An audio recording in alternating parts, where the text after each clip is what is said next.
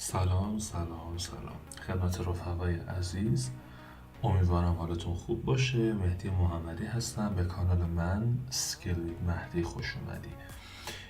بدون فوت وقت میریم سراغ آموزش. توی این جلسه قراره که با هم دیگه به اون بیس اولیه باتم هیستوری نویگیشن رو بپردازیم و تو جلسات بعدی بریم اون رو توسعه بدیم. یعنی این جلسه قراره که یک اون بحث یو آی رو قراره فقط طراحی بکنیم و چون حالا ممکنه که محتوای یعنی اون رفقایی که دنبال کننده ویدیوی من هستن ممکنه که خب بعضیشون صفر باشن و مبتدی باشن، به صورت کامل ما قراره بیایم این قضیه رو برای بچه ها توضیح بدیم و آموزش بدیم. امیدوارم که محتوای کانالم هم تا اینجا براتون مفید بوده باشه.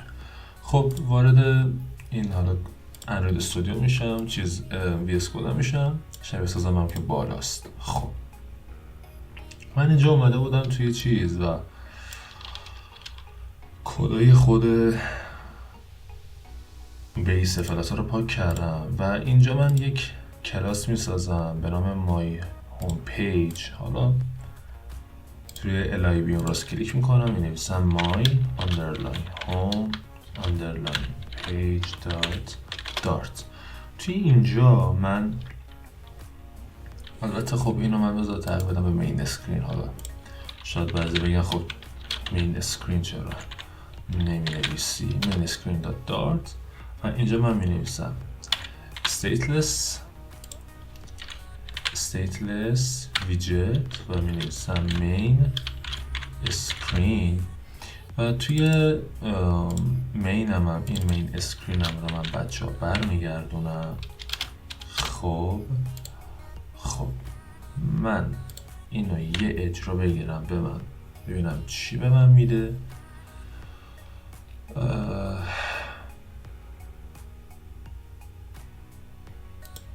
خب برنامه اومد بالا. اینجا چون حالت زدگی، چون یه پلیس هولدر خالیه، من اینو اسکافولد اگه بذارم این اوکی میشه، یه اسکافولد به من میده که سفید بک‌گراندم. خب من اینجا میام توی بادی یک ویژت استک میذارم و توی استک هم یه دونه چیلدرن میذارم. چون سناریو میده که دو تا ویژت پوزیشن قرار بدم که یکیش میشه اون صفحه بیس صفحه من مثلا هوم و اینا، یه صفحه دیگه هم یه اون حالا پوزیشن دومی هم حکم باتم نویگیشن رو بازی میکنه. میتونم من بیام توی حالا مثلا پراپرتی باتم نویگیشن بار خود حالا اسکافولد رو پاس بدم، ولی میخوام اینجوری بکنم که راههای مختلف رو رفقا امتحان بکنم. من تو چیلدرن یه پوزیشن میدم و اینجا توی پوزیشن اولی مقدار تاپ و لفت و رایت رو صفر میدم. یعنی بیس اولیه کار ما اینه، تاپ، لفت و رایت رو من میام اینجا صفر میدم. خب و باتمش رو هم میام یه دهم میذارم که تا اینجا رو بیاد برای من بگید، یعنی تقریبا تا اینجا که من میام یه متغیر میسازم به نام سایز، مقدارش رو قرار میدم با میدیا کوئری دات آف کانتکست، کیبوردم شیطون شده، سایز و اینجا توی این باتم میام میگم آقا سایزت باشه دات هایت میذارم در یدم و توی چایلدش من یک کانتینر میذارم علل حساب و کالرم رو برابر با کالرز دات مثلا پینک قرار میدم و یه همچین چیزی رو به من برمیگردونه. اوکی، این از این.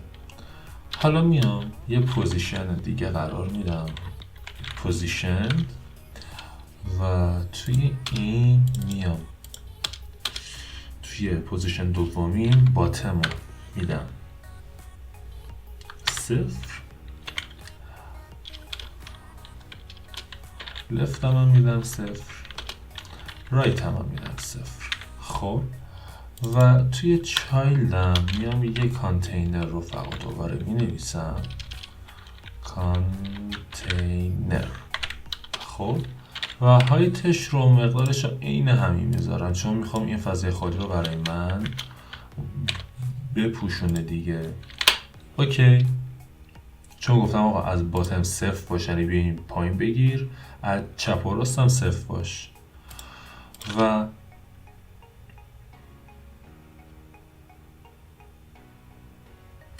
اینجا من یه دونه رو میدم به حالا چایلد کانتینر، یه رو میدم و توی این رو توی چیلدرنش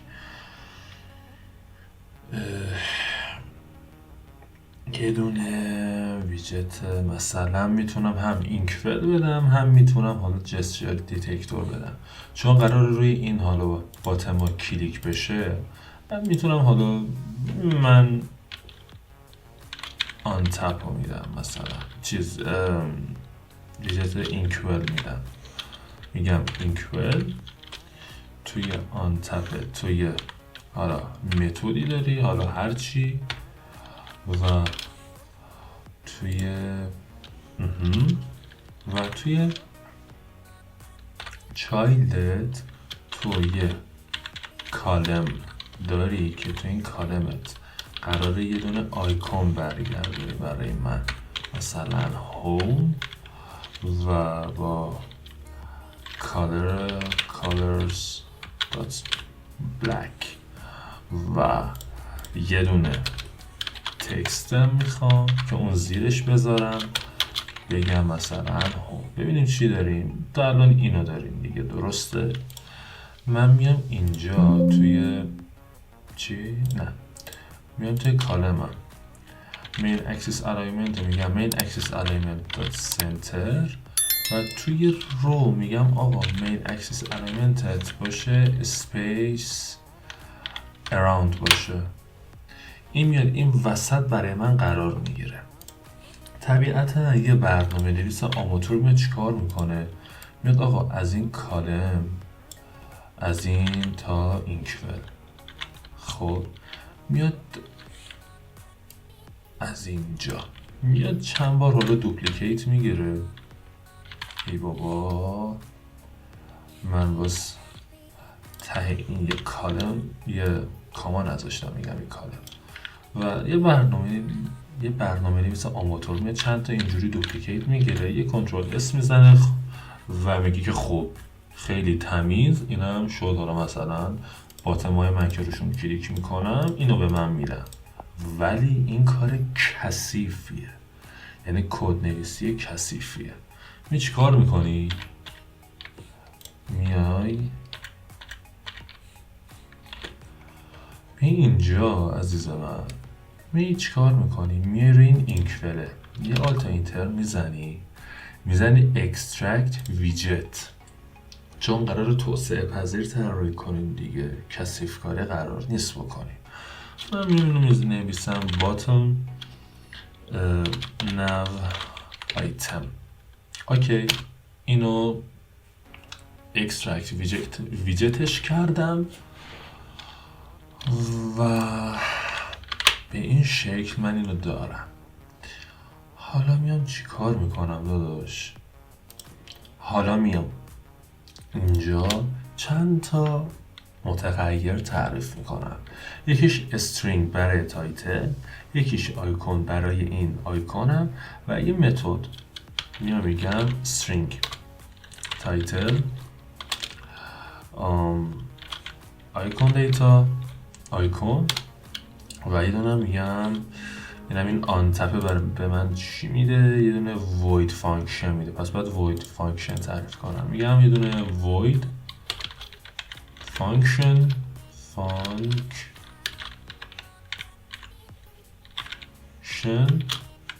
که اسمش هست مثلا on تپ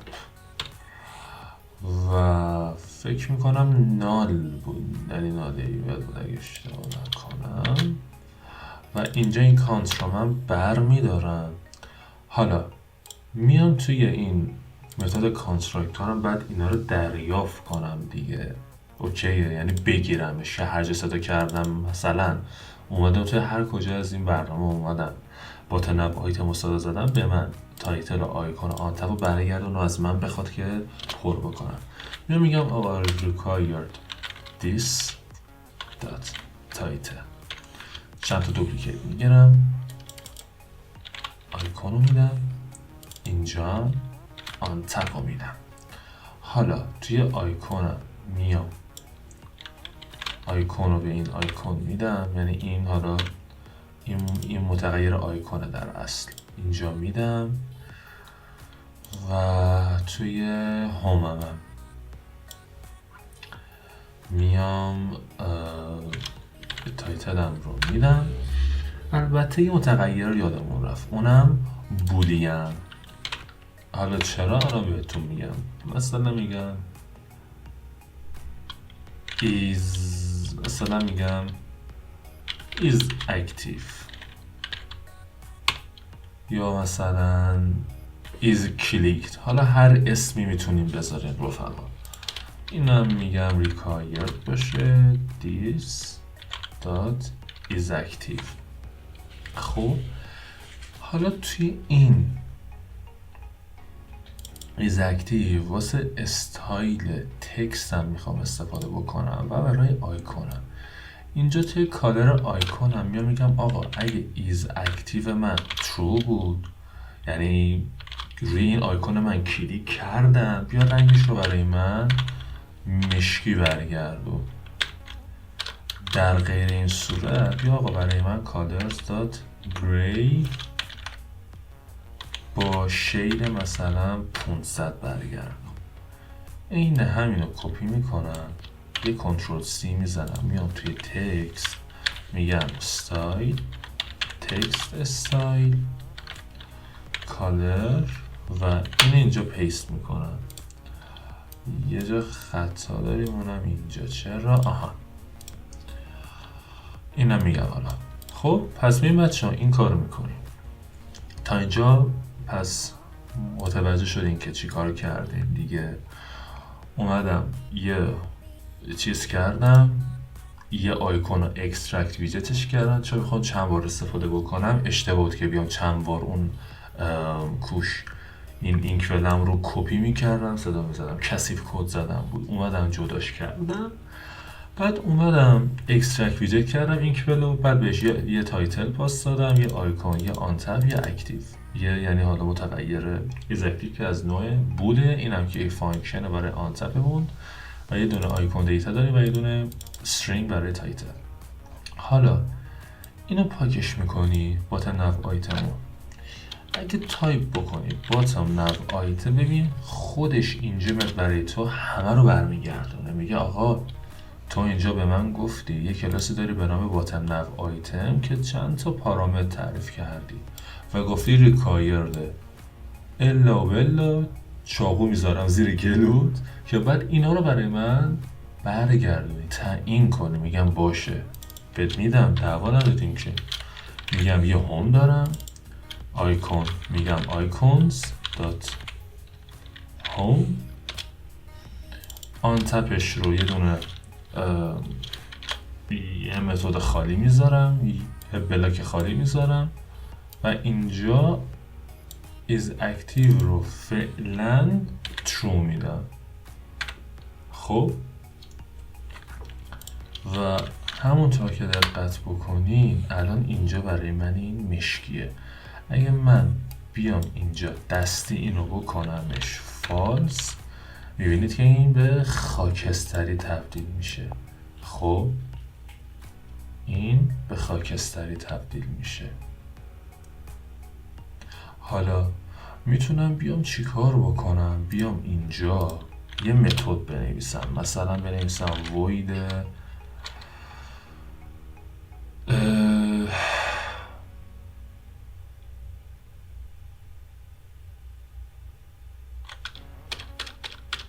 البته بذارید اینو توی ویدیوی بعد بگم، خیلی برای این ویدیو سنگین، یعنی خیلی سنگین میشه، چون تقریبا حالا تایم ویدیو 15 دقیقه شد و خب خیلی نمیخوام ویدیو رو سنگین بکنم، میخوایم با همدیگه گام به گام بریم جلو. فعلا تا اینجا این روی یو آی رو با همدیگه هندلش کردیم و فقط من بیام از این چند تا دوپلیکیت بگیرم، رفقا ببینن 2 تا 3 تا. مثلا یه دونه هم دارم سرچ نمی کنم، سرچ. یه دونه هم دارم مثلا پروفایل و اینم میکنم پروفایل. فکر میکنم باید بذارم پرسن اگه اشتباه نکنم، پرسن. آره فعلا ما این 3 تا ویجت رو داریم و یو آی رو تا اینجا فعلا یه چیز سمپلی طراحی کردیم.